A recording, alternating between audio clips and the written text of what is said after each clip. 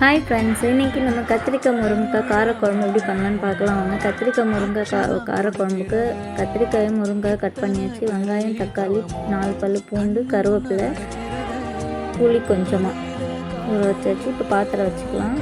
பாத்திரம் காஞ்சது எண்ணெய் ஊற்றிக்கலாம். கடுகு போட்டுக்கலாம். கடுகு பொரிஞ்சு 1/4 டீஸ்பூன் வந்து சீரகம் போட்டுக்கலாம்.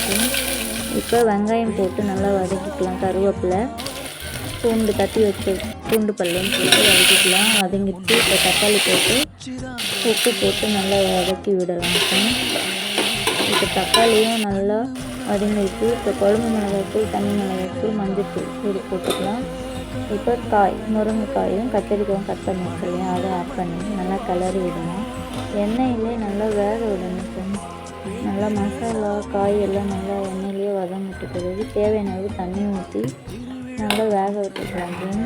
கொஞ்ச நேரம் மூடி போட்டு நல்லா ஒன்றா கலந்து விட்டுடலாம்.